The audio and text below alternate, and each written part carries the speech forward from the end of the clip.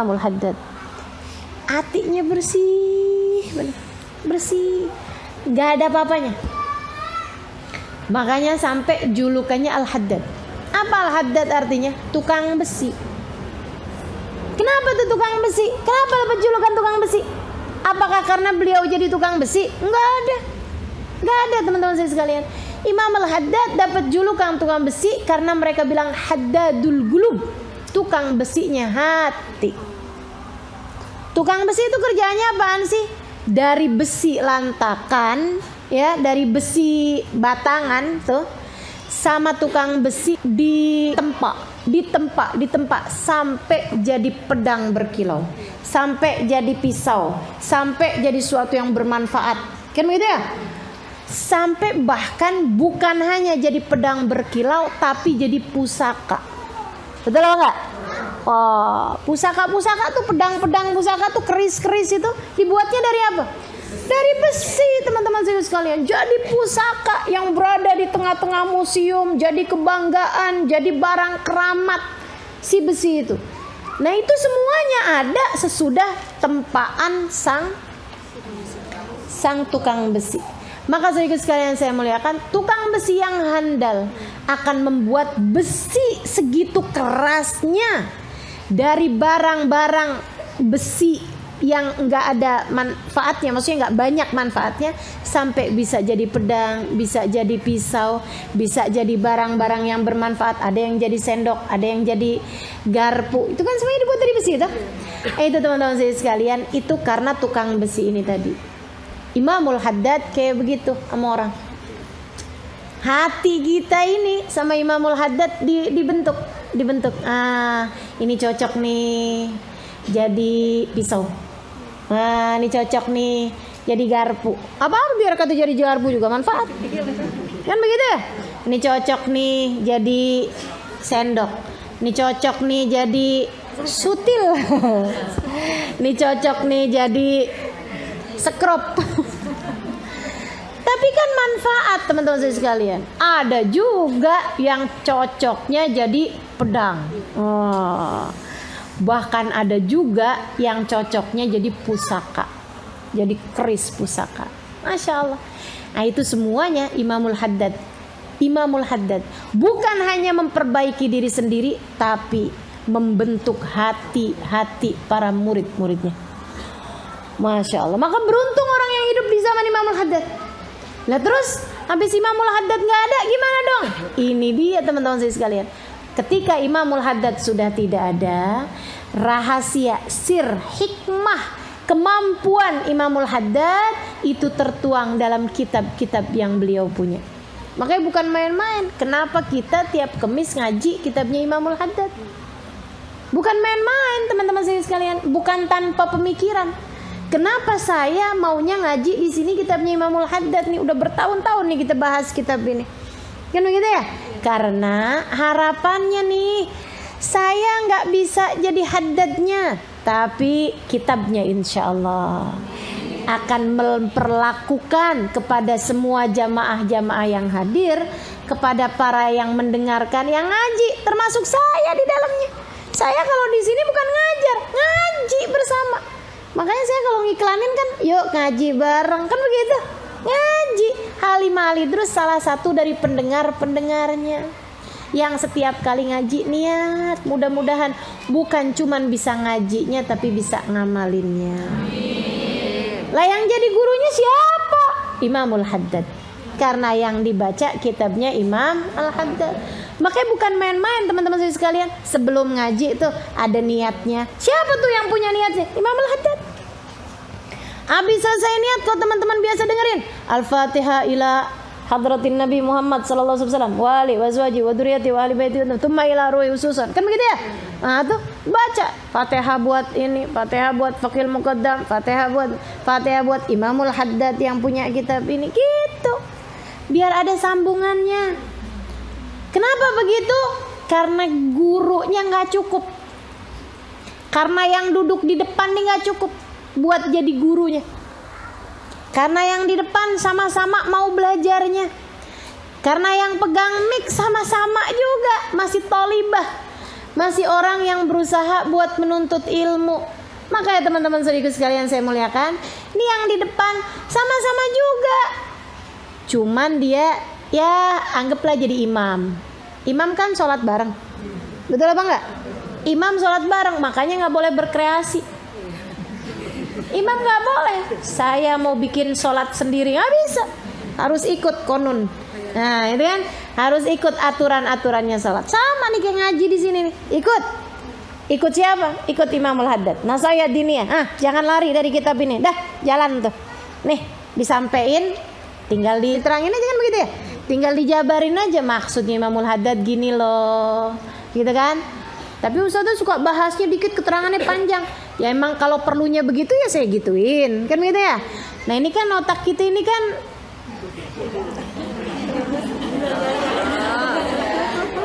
gini loh. Kalau bacain kitabnya sama santri, yang dibacain banyak, keterangannya dikit-dikit aja. Itu kalau ngomongnya sama santri, kan gitu ya. Kalau sama ibu-ibu kalau dikasih banyak kan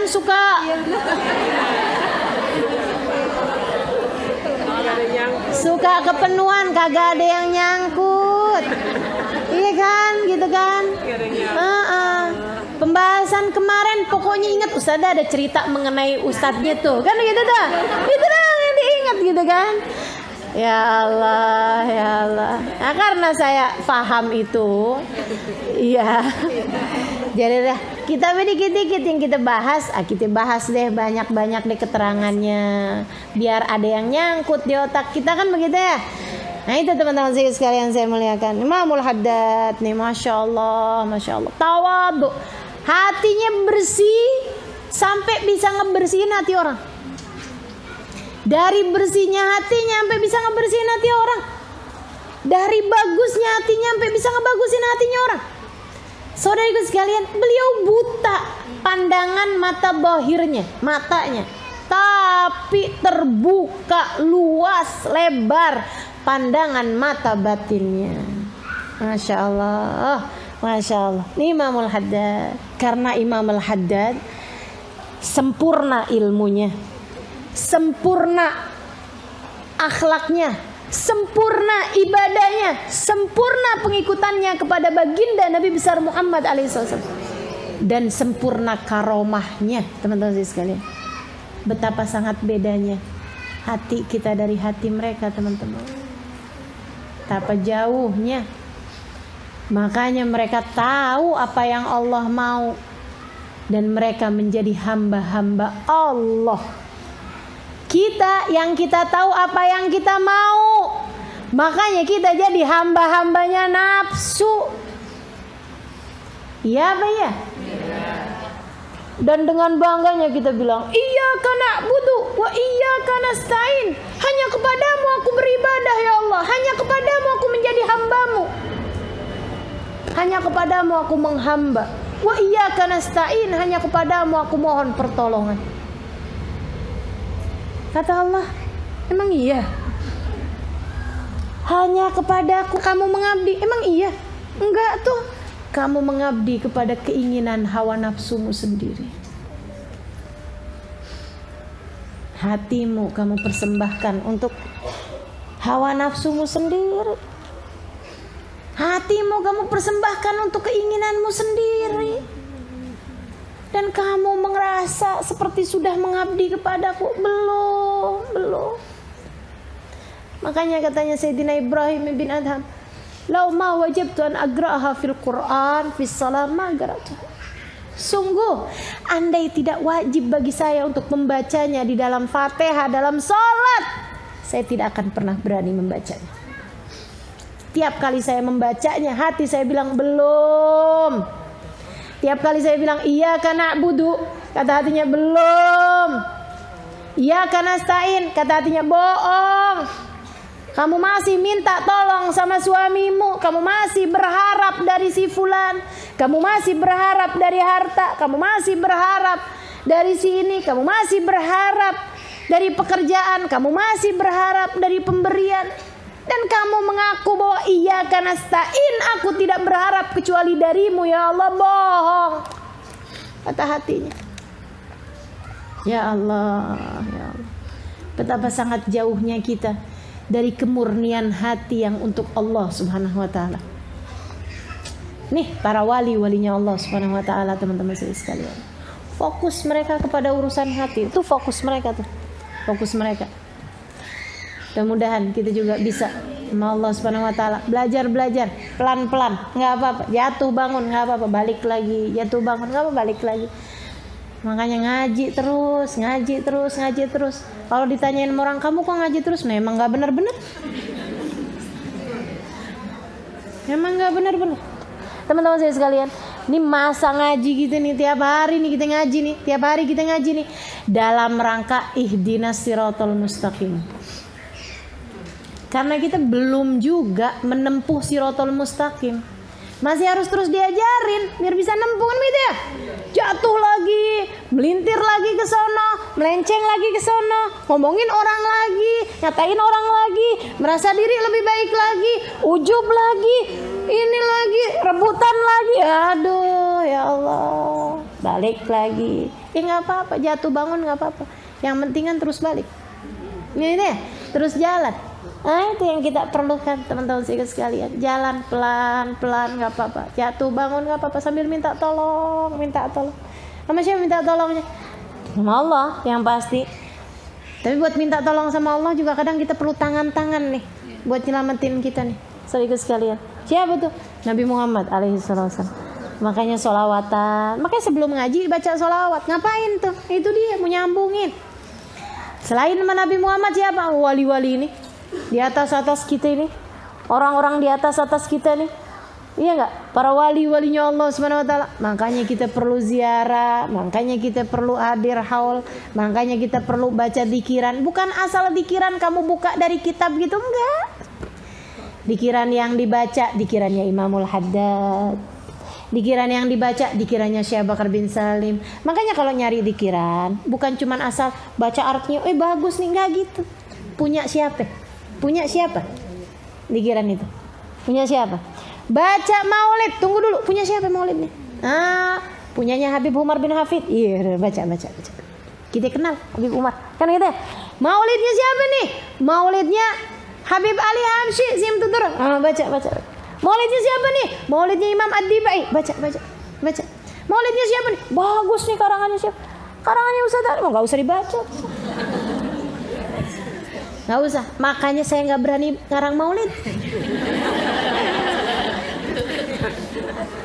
Nggak berani ngarang maulid. Ya Allah, bikin maulid aja memberanikan diri. Teman-teman saya sekalian. Ya ampun, siapa kita? Bikin maulid, ngumpulin orang, yuk rayain Nabi Muhammad. Ya Allah, siapa kita? Yang pantas bikin maulid tuh Habib Umar bin Hafid tuh pantas ya nggak? Yang pantas bikin maulid Habib Zain bin Smith, pantas bikin maulid. Halimah terus bikin maulid. Ya udah deh gitu. Tak ada rotan akar pun jadi, ngeberaniin diri. Ini ngajar kayak begini nih, ngeberaniin diri. Ya Allah, teman-teman saya sekalian, belum pantasnya, tapi ya udahlah. Tak ada rotan akar pun jadi. Ya Allah. Nah dia nih perlu uluran tangan. Makanya ngajarnya diawali dengan sholawat, biar ada tangan Nabi Muhammad.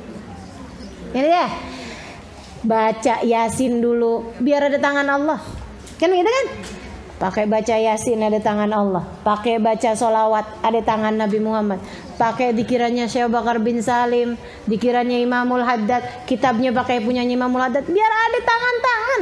Teman-teman sekalian, saya tidak membuatmu, saya tidak menarikmu karena saya masih perlu buat ditarik. Jadi kalau ada yang bilang, Ustazah kita mau ikutan Ustazah, gimana modalnya deh? Saya aja mau nyelamatin diri ini perlu gendolan sama orang, terus saya tiba-tiba digendolin sama orang. Waduh, ini gimana modelnya nih? Nggak ada. Kita sama-sama aja, sama-sama ngegendol, sama-sama ikut, sama-sama menggantung, sama-sama menggantungkan diri kepada siapa? Kepada orang-orang yang sudah pasti terselamatkan. Rabbi fanfa'na bibarakatihim wahdinal husna bihurmati wa amitna fi tariqatihim wa mu'afatin Rabbi fanfa'na bibarakatihim. Ya Allah, kasih kemanfaatan kepada kami berupa berkah-berkahnya mereka. Bikin kami mendapatkan manfaat dari keberkahannya mereka. Tuh. Keberkahan mereka dalam apa? Dalam ilmu, dalam ibadah, dalam akhlak, dalam tata cara hidup. Ini biar berkahnya turun dari mereka-mereka itu untuk kita bisa ngambil manfaat dari keberkahan tersebut. Gitu. Sumbang ya Allah, sumbang kami. Ibarat mereka orang kaya nih, kita orang fakir-fakir nih, kita minta sumbangan. Ya Allah, kasihin sumbangan mereka itu yang lebih-lebih tuh. Yang lebih-lebih kasihin sama kami. Rabbi fanfa'na bibarakatihim. Wahdinal husna bihurmatihim. Ya Allah, kasih kami bisa nempuh jalannya mereka dengan kemuliaan mereka itu ya Allah. Mereka kan mulia nih. Rombongannya itu kan bisa banyak yang belum penuh rombongannya, kuotanya masih pada banyak. Kuotanya Imamul Haddad masih banyak nih. Masih banyak, masih kosong. Maksudnya itu dibandingin dengan yang Allah kasih. Misalnya ya, Imamul Haddad, kuota kamu 1 juta. Ini belum 1 juta nih. Masih baru ratusan ribu. Jadi kan kita muat semuanya tuh di kuotanya Imamul Haddad. Kuotanya Habib Ali Habsyi misalnya 1 juta. Yang ada nih masih baru berapa nih? Jadi kita muat semuanya tuh. Nah kita minta sama Allah SWT. Ya Allah, masukin kita ke rombongan mereka ya Allah. Masukin kami ke rombongan mereka. Wa amitna fi tariqatihim. Ya Allah, matikan kami dalam jalan mereka. Kami nggak usah dibawa ke jalan yang lain-lain ya Allah. Udah deh, jalannya para wali-wali kami, jalannya para ulama-ulama kami, jalannya orang-orang yang udah pasti, solehahnya udah pasti, solehnya udah pasti. Kita minta nih, jalannya Hubabah Umairah, jalannya Hubabah Maryam, jalannya Hubabah Bahiyah, jalannya para Hubabah orang-orang soleh yang mata saya masih diizinkan buat ketemu sama mereka. Kuota mereka masih banyak kosong. Teman-teman saya ikut sekali, kuota mereka masih banyak kosong. Kita minta jalannya mereka. Wa amitna fi tariqatihim. Minta ya Allah, hidup kayak jalannya mereka, mati di belakang mereka, mati di jalannya mereka. Wa mu'afatin minal fitnah. Selamatkan kami dari segala fitnahnya zaman. Kalau dulu tuh yang bawa fitnah itu orang-orang yang nggak ngerti agama. Sekarang yang ngerti agama pun bisa bawa fitnah. Betul apa enggak? Teman-teman sekalian, yang berani ngomong sesuatu tentang Nabi Muhammad yang nggak baik, orang berilmu apa orang nggak berilmu? Orang berilmu. Yang berani ngomong Nabi Muhammad nggak punya jaminan, orang berilmu apa orang nggak berilmu? Orang berilmu. Kalau orang nggak berilmu, omongannya nggak akan didengar orang. Yang berani ngomongin yang nggak baik, yang katanya Nabi Muhammad nggak keurus. Ya Allah, teman-teman, yang ngebandingin Nabi sama, kalau itu orang nggak berilmu ya. Tapi ini kan yang berani ngomong macem-macem ini teman-teman saya sekalian, orang-orang yang berilmu. Makanya kita ngeri banget. Makanya minta sama Allah, wa mu'afatin, selamatkan kami dari segala fitnah ya Allah. Maka teman-teman saya sekalian, Imamul Haddad nih, katanya beliau, ucapan Imam Ghazali dalam hal-hal masalah mengenai hati, apa penyakitnya, apa ininya, itu udah cukup. Itu udah cukup jadi rujukan, karena Imam Al-Ghazali itu adalah orang yang sempurna ilmunya, sempurna ibadahnya, sempurna zuhudnya, sempurna ma'rifatnya. Seperti yang saya sampaikan tadi, bahwa Imamul Haddad yang nulis ini tentang Imam Ghazali adalah juga orang yang sempurna ilmunya, sempurna ibadahnya. Sehingga sekalian, zaman beliau belum balik. Zaman beliau belum balik, umur 10 tahunan. Kalau berangkat dari rumahnya ke tempat majelis abahnya punya majelis. Abahnya punya majelis di namanya Masjid Al-Fatah. Sekarang itu buat masjid namanya Masjid Al-Fatah. Di Kota Tarim juga, tapi agak jalan berapa kilo gitu. Itu beliau pakai tongkat jalan dari rumahnya ke tempat abahnya, ketemu 10 masjid. Sehingga sekalian saya melihat beliau sholat di 10 masjid tersebut. Pagi hari itu beliau dapat 50 rakaat sholat sunnah. Itu di perjalanan dari rumahnya ke masjid, dapat 50 rakaat sholat sunnah. Dapat 50 rakaat sholat sunnah. Kita sholat taraweh 20 rakaat dan ngitungin rakaat mulu. beliau paginya doang nih, paginya doang. Maksudnya amalan-amalan ringannya beliau tuh pagi 50 rakaat teman-teman saya sekali. Sampai pernah ada seorang ulama dari Maghrib datang ke kota Tarim, ngelihat Imamul Haddad lagi ada di jalanan di dekat pasar gitu. Begitu ngelihat dia pingsan. Sampai begitu sadar ditanyain sama murid-muridnya. Seorang syekh dari Maghrib datang bersama dengan murid-muridnya teman-teman sekalian. Itu begitu pingsan, habis selesai sadar ditanyain, kenapa ente pingsan? Dia bilang Magharim Al-Ba'alawi. Dia bilang nih orang Al-Ba'alawi nih wali-wali dari kalangan keturunannya Sayyidina Husain Al-Ba'alawi teman-teman sekalian. Dia bilang nih orang-orangnya ini orang-orang maghrub, maksudnya orang-orang gila gitu, maksudnya gila banget mereka kayak gitu loh. Gila bukan artinya gila ya, maksudnya kekaguman yang luar biasa gitu. Gila mereka nih. Dia bilang bisa ada satu anak muda mencapai tingkat makom 200 wali. 200 makom kewalian sudah disandang Imamul Haddad di usia beliau sebelum balik.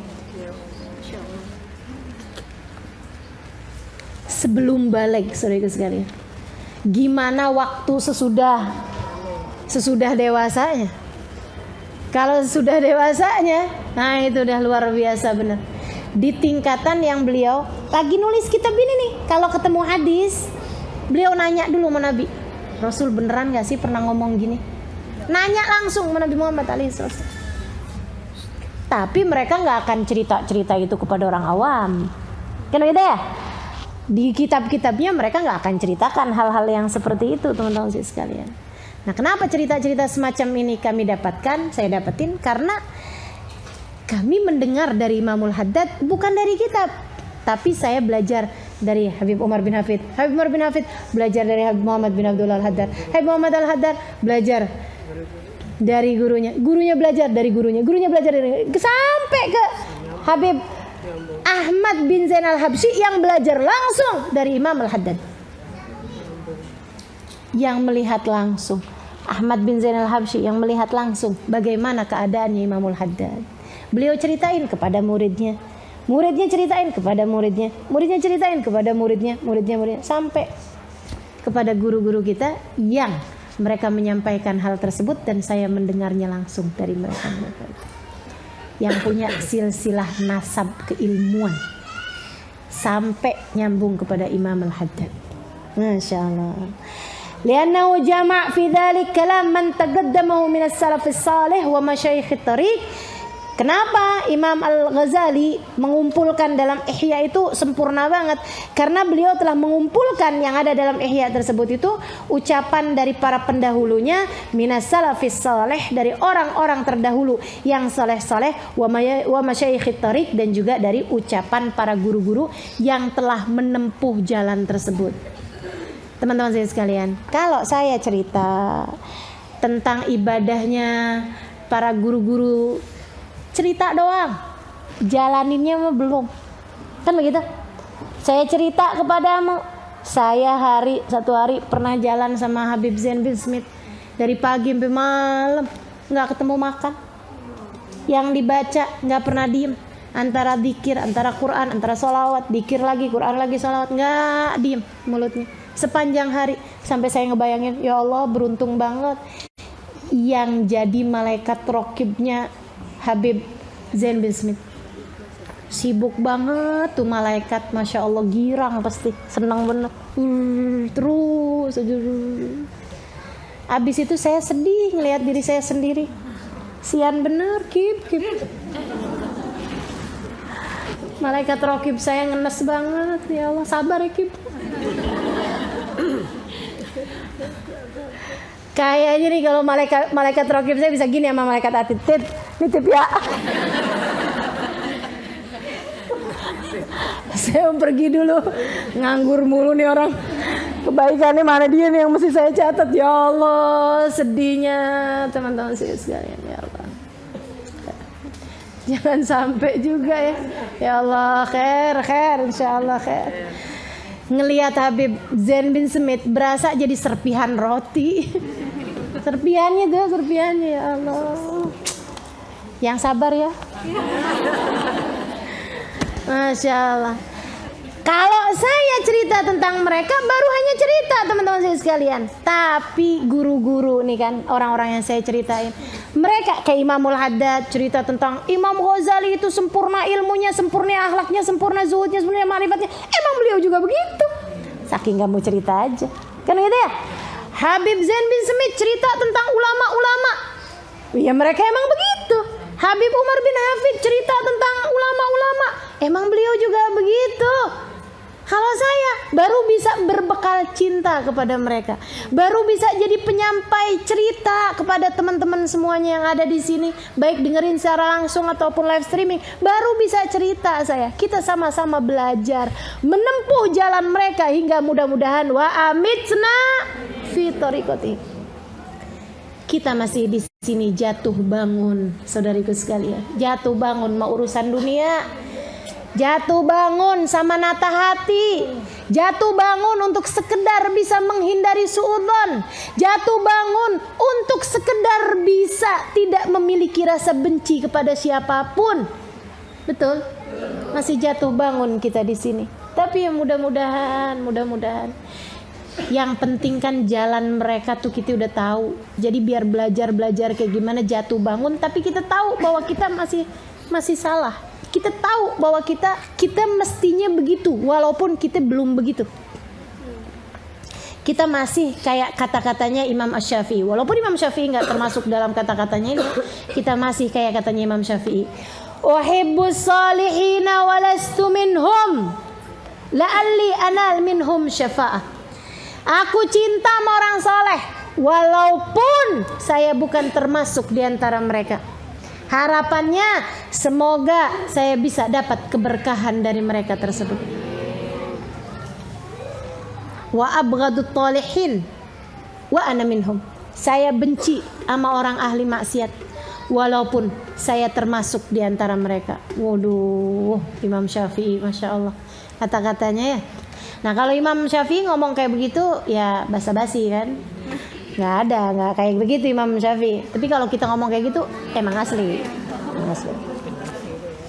Emang asli teman-teman sekalian. Dah mudah-mudahan Allah benerin kehidupan kita insyaallah. Amin ya rabbal alamin. Ala hadhihi niyyah. Kunna salihah ila hadratin Nabi. Al-Fatihah.